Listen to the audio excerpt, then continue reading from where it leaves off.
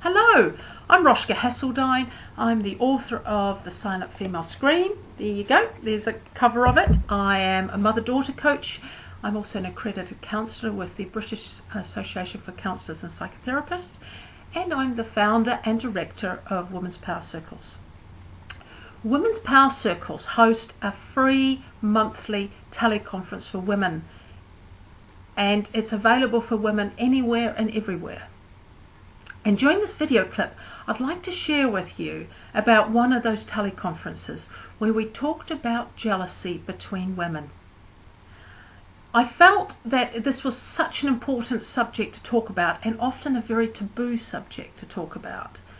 We don't often acknowledge to ourselves, let alone to each other, that we feel jealous of our girlfriends, of our daughters, of our mother, of other women.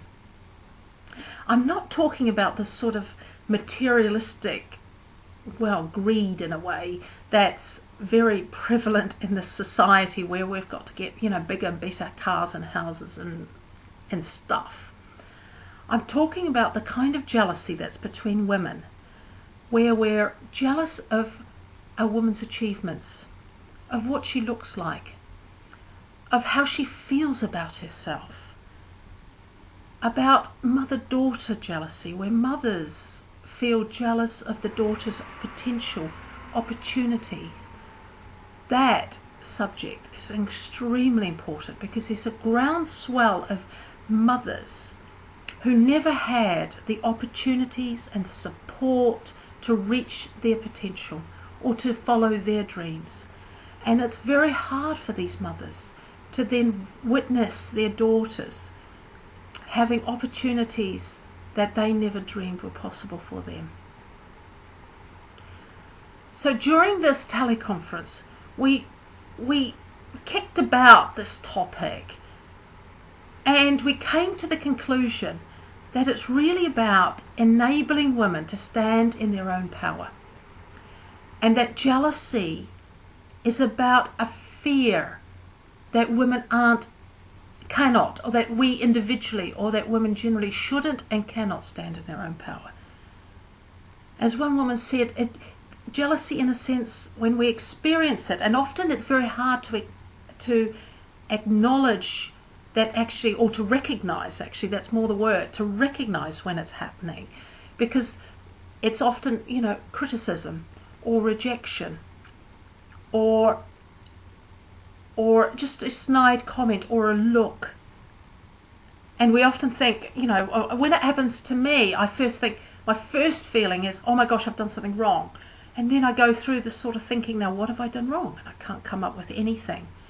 And that, I think, is sort of a clue or a warning bell that you haven't actually done something wrong. You've actually done something right. You've stood in your own power. You've claimed something for yourself. You've spoken your truth, and it's been uncomfortable for someone else. And instead of them standing in the truth of their discomfort, that actually they may want some of what you've got, or want to feel like you feel, or to claim what you've claimed, be it, a nurturing relationship, or, a promotional, or whatever it is, or to just, revel in what you're doing.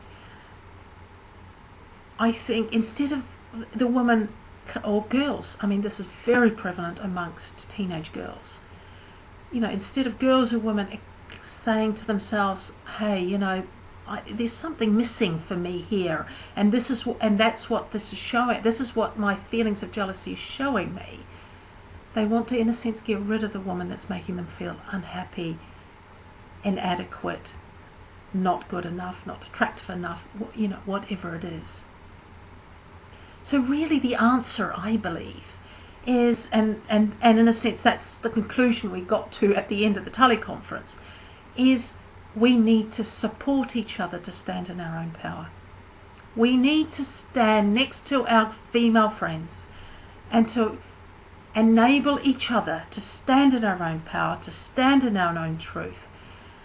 And I think, and that's why I set up Women's Power Circles, so that we can support each other to really go for what's right for us, and to claim a life that's full of dignity for women, dignity for ourselves and nurturing for ourselves. We also, I believe, need to allow our mothers to start sharing and mourning what was never there for them. The silence around women's unrealized potential is phenomenal. And it's like, generations of women have died invisible because of the lack of support there was for them to reach their potential, or to define a life that's based on what's right for them and is nurturing for them, or to build relationships that were good for them. We need to allow our mothers to share and to talk, and that is another reason, that's what Power Circles is really brilliant at, is really making all these generations of women in our family visible. The great stuff, and also the sad stuff, the loss, the unrealized potential. So there's an open invitation for any woman who wants to join in these teleconferences. They're often on the first Tuesday of the month, and in order to find out about the dial-up numbers and to find out topics, and we often also have a guest where we just revel in what this woman has achieved, and her journey, the ups and downs in all of our journeys, so that we can learn from each other about ourselves and to really inspire each other to go for what's right for us. So to find out about topics and guests, you need to log on to www.womenspowercircles.com, and then there's a page, free teleconferences, and then you sign up to my free e-newsletter, and on that there will be all the information you need to join us in the conversations that we have, and listen to the guests that we have.